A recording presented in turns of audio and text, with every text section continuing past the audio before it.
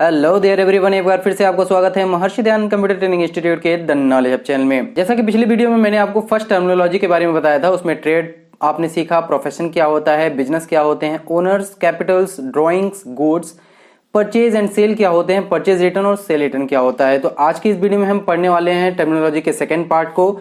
Stocks क्या होता है, क्रेडिटर क्या होते हैं, डेब्टर क्या होते हैं, अकाउंटिंग में लायबिलिटीज क्या क्या होते हैं, वो कितने टाइप्स के होते हैं, एसेट्स क्या होता है, फिक्स एसेट्स और करंट एसेट्स क्या होता है, एक्सपेंसेस क्या होते हैं, डायरेक्ट एक्सपेंस और इनडायरेक्ट एक्सपेंस क्या क्या होते हैं। तो चलिए बिना लेट किए हम वीडियो को स्टार्ट करते हैं। फर्स्ट टर्मिनोलॉजी है स्टॉक्स। स्टॉक्स को हम हिंदी में रहतिया बोलते हैं। किसी भी व्यवसाय में वर्तमान में हमारे पास किसी भी मात्रा में जो माल उपलब्ध होता है वही स्टॉक कहलाता है। साल के अंत में जो माल बिना बिके रह जाता है वह क्लोजिंग स्टॉक कहलाता है और अगले साल के पहले दिन वही माल ओपनिंग स्टॉक कहलाता है। मैं आपको क्लियर करूं, हम कोई बिजनेस कर रहे हैं और बिजनेस करते समय जो भी हम सेल परचेज कर रहे हैं, सेल परचेज के दौरान हमारे स्टॉक में, हमारे गोदाम में जो भी माल पड़ा हुआ है वही स्टॉक कहलाता है। और ये स्टॉक जैसा कि आपको सामने दिख रहा होगा कि साल के अंत में जो माल बिना बिके रह जाता है, बिना बिके मतलब साल जो होता है वो फाइनेंशियल ईयर अप्रैल से लेके मार्च तक का चलता है, 1 अप्रैल से लेके 31 मार्च तक। तो जो माल 31 मार्च को रह जाता है, बिकता नहीं है, उसको बोलते हैं क्लोजिंग स्टॉक। लेकिन जैसे 31 मार्च का वह माल अगले साल के 1 अप्रैल को जाता है तो वही माल उसका ओपनिंग स्टॉक कहलाता है। बढ़ते हैं अगले टर्मिनोलॉजी की तरफ। क्रेडिटर। क्रेडिटर क्या होता है? लेनदार बोलते हैं इसको। वह संस्था या व्यक्ति जो किसी अन्य व्यक्ति या संस्था को उधार माल या सेवाएं बेचती है या रुपया उधार देती है, ऋणदाता, लेनदार या क्रेडिटर कहलाता है। यानी कि हम किसी भी सप्लायर से अब अगर कोई माल खरीदते हैं और वो उधार में खरीद रहे हैं या फिर कोई हम लोन ले रहे हैं और जिससे हम लोन ले रहे हैं वो हमारा क्रेडिटर होगा। अर्थात उधार माल बेचने वाले को क्रेडिटर कहा जाता है या लेनदार भी कहा जाता है। बात करते हैं अगले टर्मिनोलॉजी की, तो वो है डेब्टर। डेब्टर क्या होता है? जैसे क्रेडिटर आपने पढ़ा उधार माल देता है और डेब्टर क्या करते हैं? उधार माल लेता है, क्योंकि डेब्ट मतलब होता है ऋण। ऋण हम लेते हैं। ठीक, वह व्यक्ति या संस्था जो किसी अन्य व्यक्ति या संस्था से उधार माल या सेवाएं खरीदते हैं या रुपया उधार लेते हैं, ऋणी, देनदार या डेब्टर कहलाते हैं। अर्थात उधार माल खरीदने वाला डेब्टर या देनदार कहलाता है। बढ़ते हैं अगले टर्मिनोलॉजी की तरफ, वो है लायबिलिटीज। वे सब ऋण जो व्यापार को अन्य व्यक्तियों अथवा अपने स्वामी या स्वामियों के प्रति चुकाने होते हैं, दायित्व या लायबिलिटीज कहलाते हैं। लायबिलिटीज मुख्यतः दो प्रकार के होते हैं। अस्थायी दायित्व जिसको बोलते हैं लॉन्ग टर्म अथवा फिक्स्ड लायबिलिटीज, और सेकंड है चालू दायित्व जिसको बोलते हैं शॉर्ट टर्म लायबिलिटीज या करंट लायबिलिटीज। ये अस्थायी दायित्व लॉन्ग टर्म लायबिलिटीज क्या होते हैं?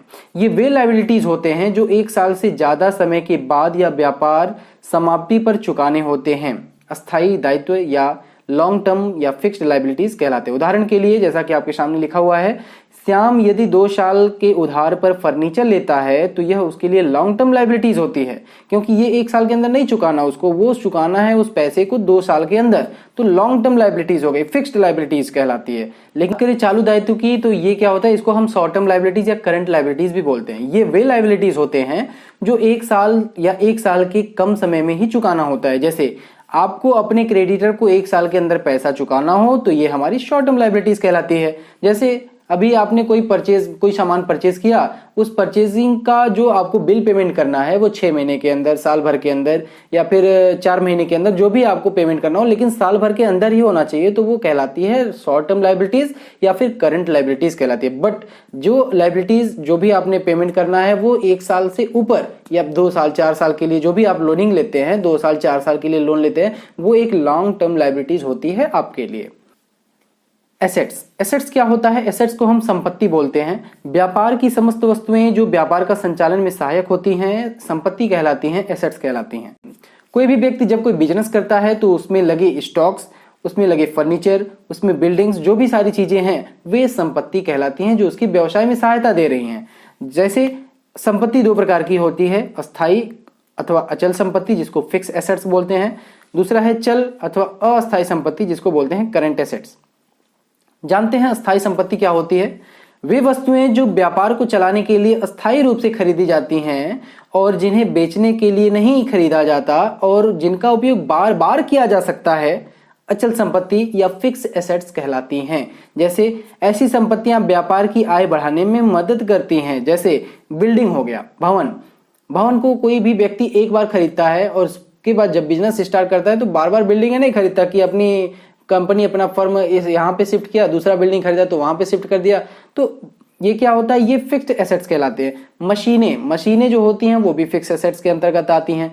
फर्नीचर हो गया, मोटर व्हीकल्स हो गए इत्यादि, जितने भी आपके ये एसेट्स हैं, संपत्तियां हैं, वो फिक्स एसेट्स कहलाती हैं। लेकिन बात करें अगर चल संपत्ति अथवा अस्थायी संपत्ति का, तो वे वस्तुएं जो अस्थायी रूप से व्यापार में नहीं रहती हैं अस्थायी संपत्ति कहलाती हैं। जैसे बैंक में जमा धन आज है, कल किसी को ट्रांसफर कर दिया, या फिर कल किसी दूसरे से हमने खुद अपने बैंक में एसेट्स तो आ गया, लेकिन फिर उसको कहीं पेमेंट करना तो होगा जरूर, तो इसलिए वह अस्थायी संपत्ति कहलाती है। रोकड़ हो गया, स्टॉक्स तथा वे सभी संपत्तियां जो शीघ्रता से आसानी से कैश में बदली जा सकती हैं, वे करंट एसेट्स कहलाती हैं। अब बात करते हैं एक्सपेंसेस की। एक्सपेंसेस को हिंदी में हम लोग व्यय बोलते हैं, खर्चा बोलते हैं। माल के उत्पादन और उसे बेचने में जो भी खर्चे होते हैं वे व्यय कहलाते हैं। व्यय भी दो प्रकार का होता है, एक प्रत्यक्ष व्यय होता है और एक अप्रत्यक्ष व्यय होता है। प्रत्यक्ष व्यय को हम कहते हैं डायरेक्ट एक्सपेंस और अप्रत्यक्ष व्यय को बोलते हैं इनडायरेक्ट एक्सपेंस। ये क्या होते हैं? जो डायरेक्ट एक्सपेंस होता है ये वे खर्चे होते हैं जिन्हें व्यापारी माल खरीदते समय या माल के उत्पादन में करता है। कच्चा माल या पक्का माल खरीदने में लगने वाला भाड़ा और उसको गोदाम तक ले जाने वाला जो किराया भी इसी में शामिल होते हैं डायरेक्ट एक्सपेंस में। उत्पादन की दशा में, उत्पादन का मतलब होता है प्रोडक्शन, उत्पादन की दशा में कच्चे माल को खरीदे से लेकर उसे विक्रय योग्य बनाने की स्थिति तक ले जाने के लिए जो भी खर्चे होते हैं वो भी प्रत्यक्ष व्यय कहलाते हैं। यह वस्तु की लागत का एक हिस्सा होता है, जैसे गाड़ी का भाड़ा, फैक्ट्री की बिजली, ईंधन तथा मजदूरी इत्यादि।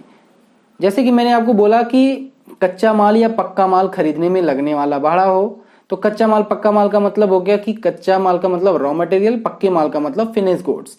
और जस्ट नीचे वाले सेकंड पैराग्राफ में आपको दिख रहा होगा कि लिखा हुआ है कच्चे माल की खरीद से लेके उसकी विक्रय योग्य बनाने की स्थिति तक। इसका मतलब हो गया अगर हम कोई मैन्युफैक्चरिंग कर रहे हैं, कोई भी प्रोडक्ट बना रहे हैं, जब तक वो सेलिंग करने के योग्य ना हो जाता है तब तक उसमें जो भी खर्चे होते हैं वो डायरेक्ट एक्सपेंस के अंडर में ही आते हैं। इनडायरेक्ट एक्सपेंस क्या होता है? इनडायरेक्ट एक्सपेंस ये वे खर्चे होते हैं जिनका संबंध वस्तु के क्रय या निर्माण से न होकर वस्तु की बिक्री या कार्यालय संबंधी व्यय से होता है। जैसे कोई विज्ञापन हमने करा दिया, कोई एडवर्टाइजमेंट करा दिया, प्रचार प्रसार हो गया, विक्रय पर गाड़ी का भाड़ा हमने दे दिया, रिप्रेजेंटेटिव को दिया जाने वाला वेतन हो गया, कमीशन हो गए, बिजली का बिल हो गया, कस्टमर को दिया जाने वाला डिस्काउंट हो गया, पूंजी व ऋण पर जो ब्याज हम देते हैं वो हो गया, डेप्रिसिएशन का मतलब घिसावट होता है इत्यादि। ये जितने भी खर्चे होते हैं वे सभी के सभी इनडायरेक्ट एक्सपेंस के अंतर्गत आते हैं। तो ये थे आज की कुछ टर्मिनोलॉजीज, इंपॉर्टेंट टर्मिनोलॉजीज, जिसमें आपने पढ़ा कि स्टॉक क्या होता है, क्रेडिटर किसे कहते हैं, डेब्टर किसे कहते हैं, लायबिलिटीज क्या होते हैं, short term and long term liabilities क्या क्या होते हैं, एसेट्स क्या होता है, फिक्स एसेट्स, करंट एसेट्स क्या होते हैं, एक्सपेंसेस क्या क्या होता है, डायरेक्ट एक्सपेंस और इनडायरेक्ट एक्सपेंस में क्या डिफरेंसेस हैं। तो कुछ ये कीवर्ड्स आपके सेकंड वीडियो में है। अगले वीडियो में हम थर्ड टर्मिनोलॉजीज के बारे में बात करेंगे, जो उसमें और भी अच्छे अच्छे कीवर्ड्स आपको पढ़ने में काफी हेल्पफुल होगा। तो चलते हैं, फिर मिलेंगे अगले वीडियो में, तब तक के लिए बाय बाय।